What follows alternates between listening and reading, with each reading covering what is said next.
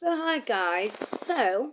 I've just done an interview with somebody about his addiction. Who's going to speak about his time as as a heroin and a crack addict. And he's doesn't want his face to be shown. But obviously you'll be able to hear the interview and have a little we've had a little chat. Yeah. So I hope you enjoy it. If you do at any point sort of think, oh, I've got to press that subscribe button, please do so. And hope you enjoy the interview.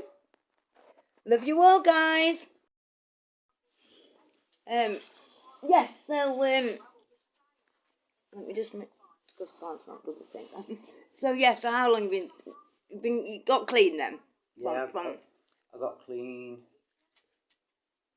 when I was about, it's 25 years since I've been clean after year, so yeah. So we'll go back 25 years from now, I've been about 31. Okay. So you said you first used when you what, 17? About 17, yeah. And then it took you like another 2 years till you fancied it again. Well, we tried it once. What made you do it again? What made you do it in the first time? Well, we did it first time because we were led to believe it, like getting stoned, because we didn't know what it was. No. And we didn't. Yeah. Like I said, 5 in a shared a 10 bag, and we're all fucking throwing us guts up. And that was it. Don't you think it tastes of fish when you first have it? Yeah, it does. It tastes horrible. Like I said, and you go itching, can you? I know. And you can't hold fluid down neither. Oh, it's horrible. Weird, isn't it? Well, like I said, we never touched it again. Yeah. And a couple of years later, I was some mates of mine and my mate's brother, and it was different. We had it, and then before you know it, I was fucking got an habit. Well, it's strongest painkiller. Apart from obviously you've got your fentanyl and all that. I mean, at the time, I lost my granddad. I'd lost my best mate to sniffing gas. And this were your like comfort blanket. Yeah, so to speak. And it helped. Like I say, it helps make you forget. It makes you content. It makes you warm, comfortable. Oh God, yeah. You definitely. Forget about. It takes you to a euphoria, doesn't you know? Yeah, you forget about your worries, don't you? Of course you do. So obviously before you know it, you're addicted. Is this just using just heroin then? It was at the time, yeah. Did you was there a few of you getting that sort of got a drug habit or? Yeah, there were a few of us. There were a few of us, all the same gang. Apart from a couple which didn't bother with it. Out of them 5 that you first ever used it with, did any of them go on to? No. No. Okay. Yeah. One of them didn't. We called Neil. He never went back to it. No. Okay. Yeah. So where did crack sort of fit in then? When did that sort of start coming in? It sort of fizzled in a bit, slowly, but. Because I mean, years ago, it sounded like same era type thing. Like now, it's hard to find a drug dealer that doesn't sell both, isn't it? Yeah. But years ago, me personally, like where I lived, you had the heroin dealers, and you had to go to like Pittsmore to get crack. That's what we had to do. So not around our area. We had to come to Pittsmore and Bressenden to get it. We all did. Pittsmore, like lock your door, Pittsmore. Yes, so it was the same for you then. So, yeah, so you've obviously, how have you sort of ended up trying crack then? Same again.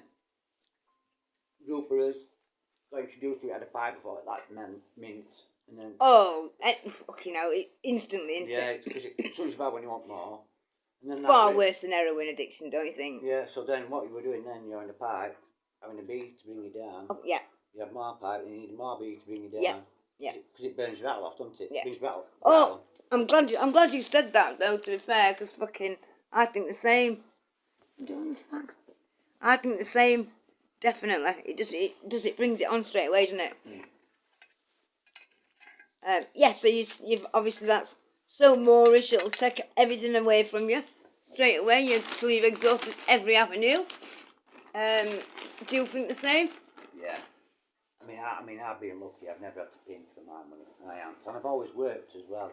Right. What line of work? I'm a forklift driver. Oh, right. Okay. And also, being a forklift driver as well, I get randoms.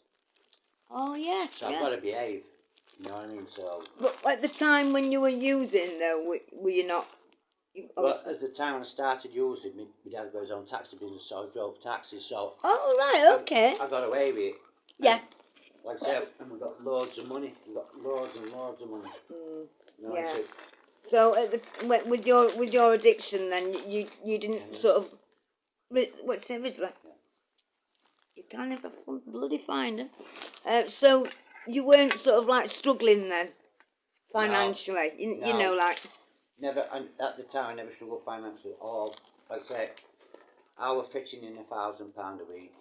My dad was fetching in £1,000 a week. yeah, We got 3 drivers fetching in £1,000 a week, and we give them 500. So 5 of that were ours. yeah. So With both your businesses, then yours. yeah, Right. me, my dad, and my sister. So no money there all the time. Did they know about your addiction? Yeah, they did. Yeah. Okay. Yeah, I was always honest with them and told them. Yeah. Because don't you think, like people, like, they'll say, oh, fucking, smackheads this, smackheads that. And, you can always tell us. Me personally, I think that drugs only becomes an issue when you cannot financially sustain the lifestyle. So, like, what I'm saying is, like, your food shopping, your bills, your clothes, your hair done, blah, blah, blah. When most people have to lose some of that, don't they? But if you had, like, a limited supply of money where you could still spend £100 on shopping and food and still have your hair and your nails done and your clothes and buy your drugs, it wouldn't be an issue to people, would it? No. Do you know what I mean? They wouldn't look like you're on drugs. Yeah. Do you get what I mean? I mean, I when I was about 25, I did start selling it. Yeah. And I think we've all had a spurts at that, haven't we? When and I did sell it for a while and I made money out of it. Yeah. But I got to find out how surprised I was of who was taking it. Yes. Yeah. There's a lot of people behind closed doors that you didn't even suspect. There's definitely that with crack cocaine, isn't there? Yeah. But now, crack's more socially acceptable. Never used to be. There's a lot more people smoking crack now than there's a lot more, isn't there? Like cokers look down on crackers going like that. But I'm telling you now, most of cokers now are doing crack. Most of cokers, if they took it, they would be hooked. Yeah, they're all going out now on a Saturday night, having a few beers and coming in and wanting some stone, you know what I mean? Get on that. Yeah, because at the end of the day, but what does my head in with that though is it's the same drug. Yeah. It's just a different way of taking it. Yeah. So you had a spurt of sort of selling it and that then. How long were you sort of on both for then? A long time. Yeah. Yeah. It was about, like I say, it was 25 years ago. Gosh. And my local dealer, rattled me bag off. I said, it was 5 bags then, with old McDonald's spoons. Oh, I've got one in there. And I says, two level ones were a bag, weren't they? He says, yeah, it was at Gutted Shops every 2 minutes. Mm. 4 hours later, he still didn't turn up. And not even got out. It's still got to come up here to check. Oh, no. So it was about 8 hours later, and there were 8 drivers, and I thought to myself, I am never doing this again, because I didn't want to be associated with everybody. Yeah, okay. All people walking by knowing full well, they're all baggers. Well, they said, don't they, as an addict, you spend half of your life waiting. And that was on a Sunday. The next morning, I phoned doctors, and I says, look, I want to get a heroin. Yeah. And that was it. And I've got on Subutex, and I never looked What do you back. think of Subutex? It worked for me. Yeah. It definitely worked for me. I mean, obviously my keyword says you need to rattle 24 hours before you take it. See, and that's what I can't do. Yeah. That is my... Yeah, well, I did it. I took that tablet, that's and that was it. Brilliant. It was fucking relief, and I never looked back. Take me out off to you. I want something for about 4 years. Yeah. So I just changed my pattern. I knew how to change it, so that was all them. I suppose you were lucky, though, that you had a good family network. Yeah. You got your own business, so that's something to occupy your mind. Well, and my dad took ill with prostate cancer. See what it is? Men are not supposed to drink red wine.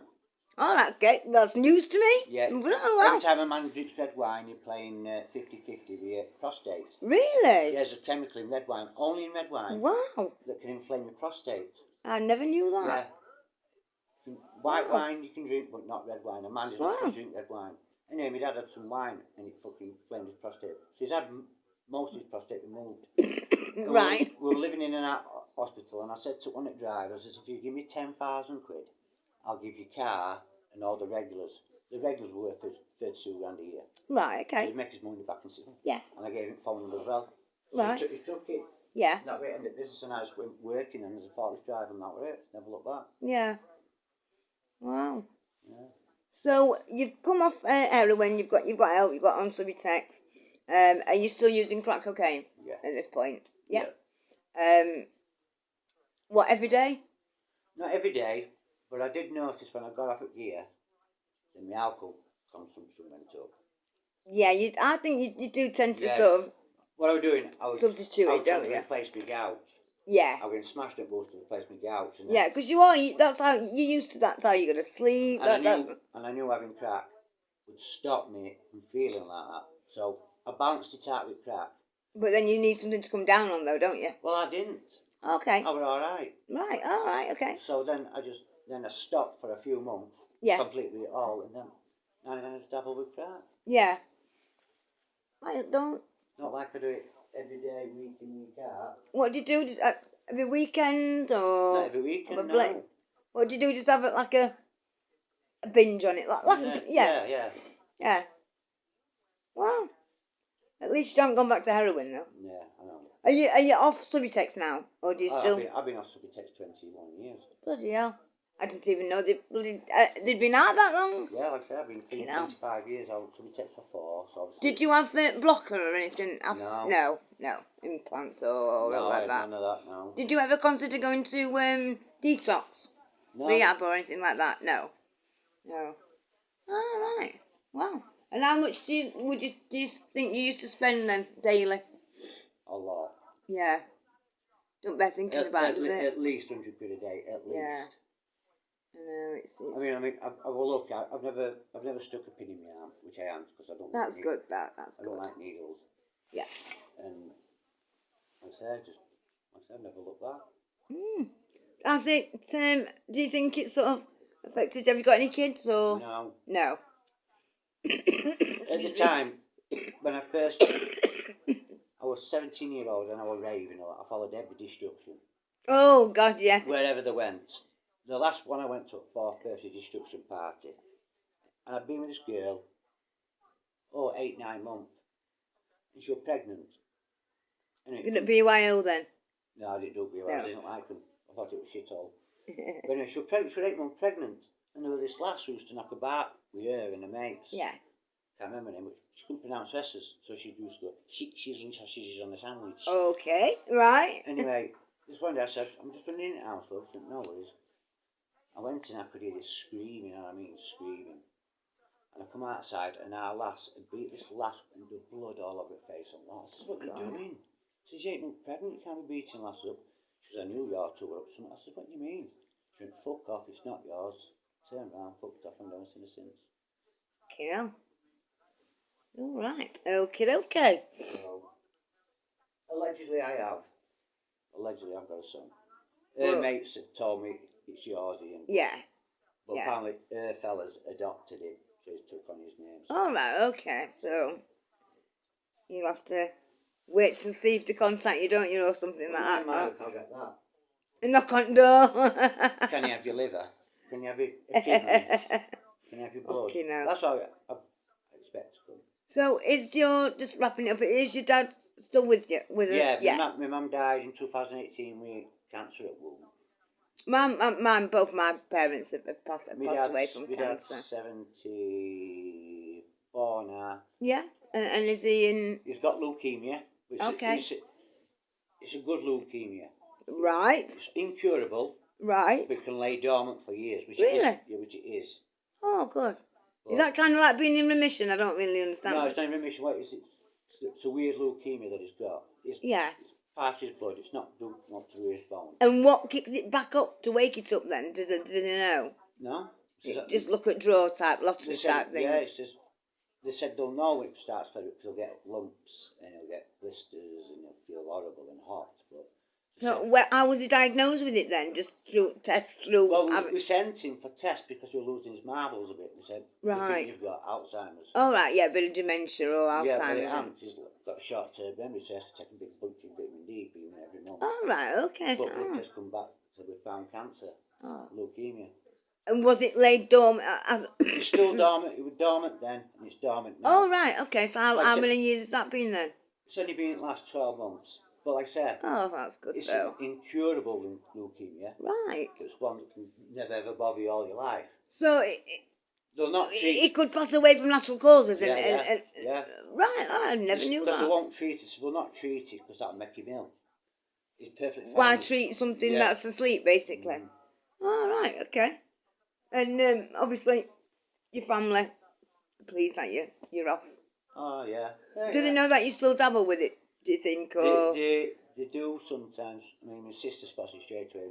it's a case of not actually saying anything, but not lying either. When I have it now, I go out at way. Yeah. Are you quite a close family then? Yeah, we are. Yeah, that's good. Me and that my sister like that. Really? Yeah, she's No, 3 that's years younger than me, and she doesn't touch drugs and never touched drugs. No, totally opposite. Yeah. Right, well, thank you for sharing your story. No problem. And yeah, say bye-bye, Tank. Bye. So, that was Ian, and that was a little bit of insight into his little, years of addiction. Hopefully we'll get him back to share some more. So, guys, if you would like to share your story on this channel, then just drop a comment below or contact me, email me. I'm on Facebook, Instagram, TikTok. So yeah, hope to hear from you guys.